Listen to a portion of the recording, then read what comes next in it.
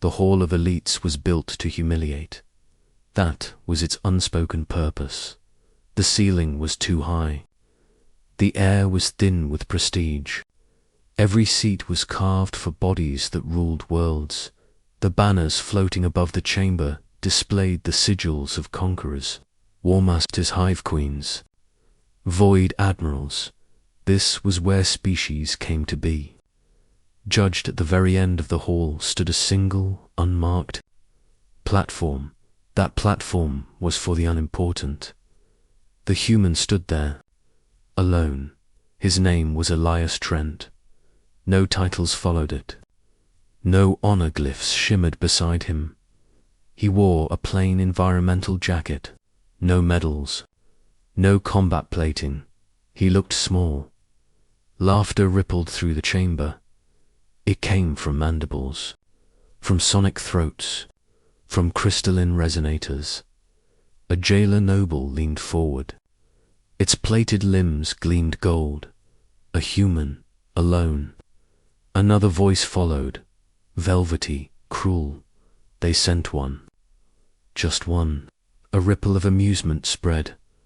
The Hall of Elites had seen humans before, usually in chains, usually begging for arbitration.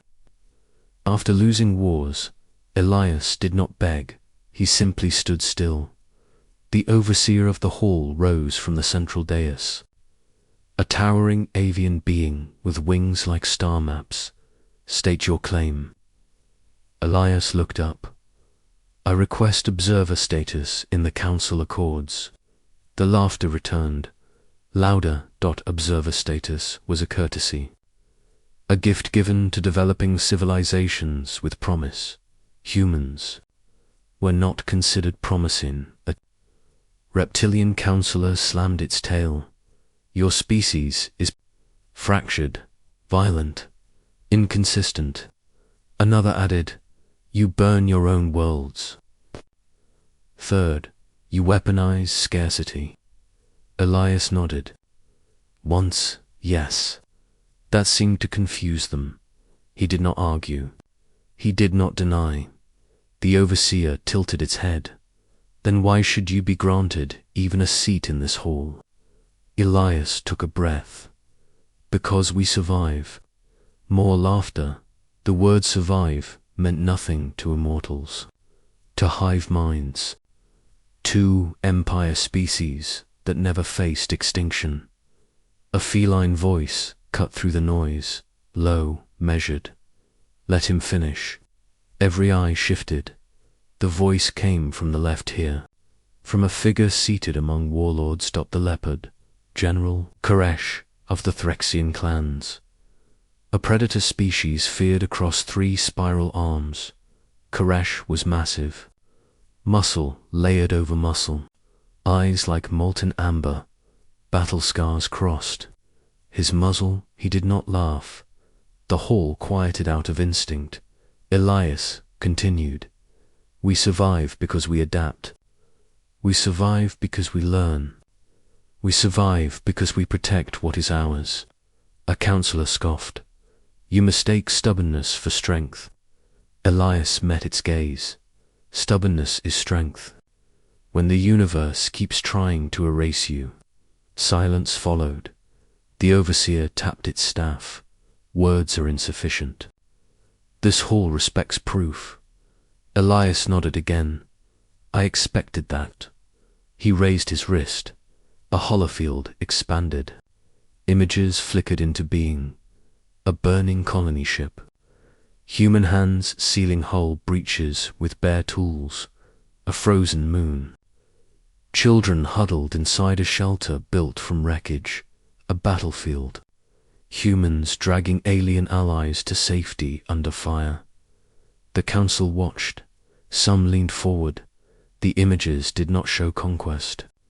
They showed endurance. A chitinous counselor clicked. These are survival incidents, not triumphs. Elias lowered his arm. To us. Survival is triumph. A few murmurs rippled, not laughter this time. The overseer regarded him carefully. Even so, You stand alone. Your species lacks a patron, a protector, a guarantor of conduct. That was the killing blow. Without a sponsor, a species could not enter the Accords. Everyone knew this. Elias did too. He bowed his head.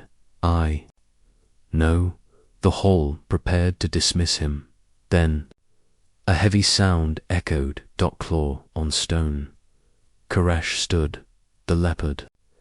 General rose to his full height. Gasps rippled across the chamber. Threxians did not involve themselves in politics. They respected strength.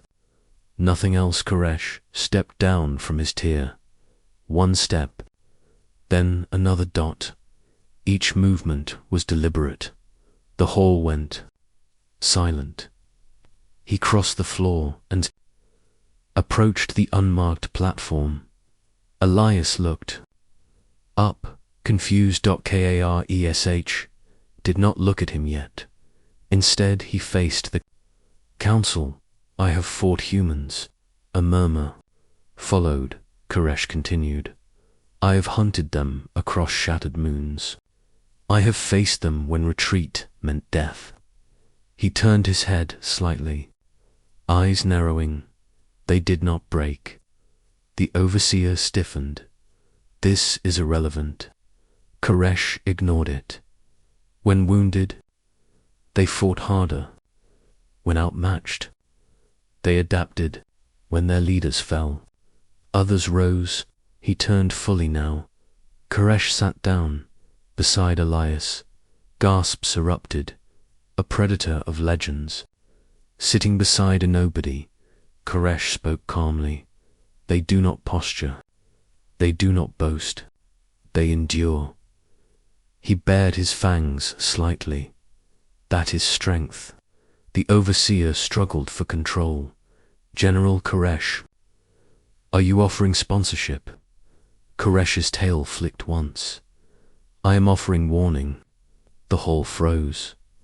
Mock them if you wish. Dismiss them if you dare. But understand this. He leaned forward. When humans finally stand, they do not stand alone.